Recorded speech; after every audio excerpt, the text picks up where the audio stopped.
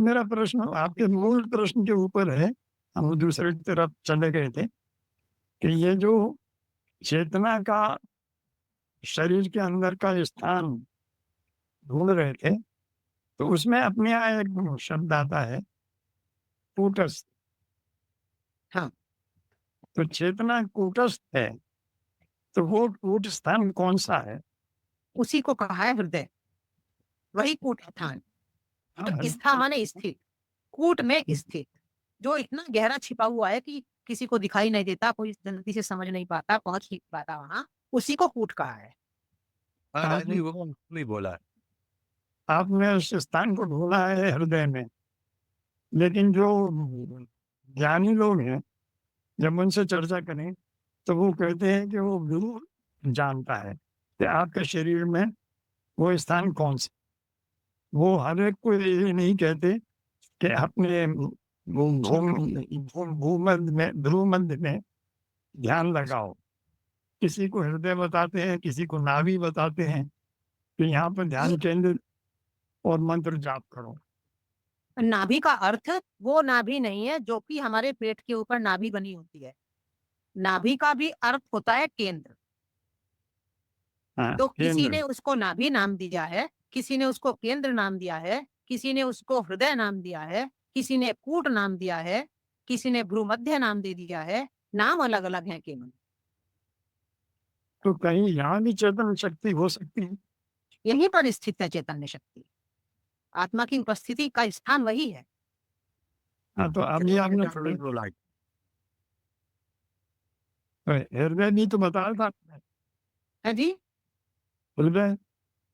हृदय हृदय का जो ये कूट स्थान है, जिसको हम भ्रूमध्य भी कह सकते हैं, जिसको हम नाभि भी कह सकते हैं। नाभि का मतलब मैं कह रही हूँ कि उसका उसको ही किसी-किसी ने नाभि भी कहा है, उस कूट स्थान को। नाभि का अर्थ पेट की नाभि नहीं है, जो नाभि हमें दिखाई देती है, और हृदय का अर्थ जिसे हम जो पंपिंग करता है हृदय, वो नहीं है। ये नाम सब उस जो आत्मा का निवास स्थान है, जिसको हम कूट कहते हैं, जिसको हम उसको हम हृदय भी कहते हैं, उसको हम नाभि भी कहते हैं, उसको हम केंद्र भी कहते हैं, उसको हम भ्रूमध्य भी कहते हैं। ये सब नाम उसी के हैं।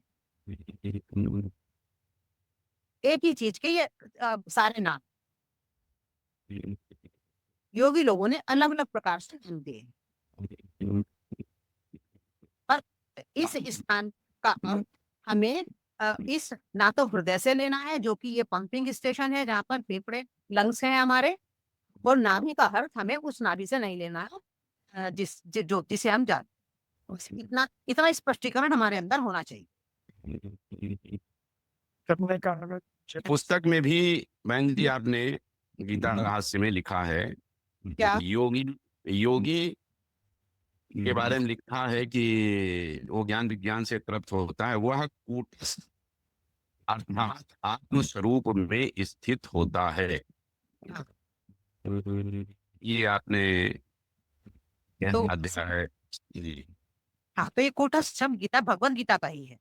हाँ, तो उसमें आपने ये कूटस्थ को ये आत्मस्वरूप आत्मस्वरूप का आपने पर्यायवाची के रूप में उपयोग किया है।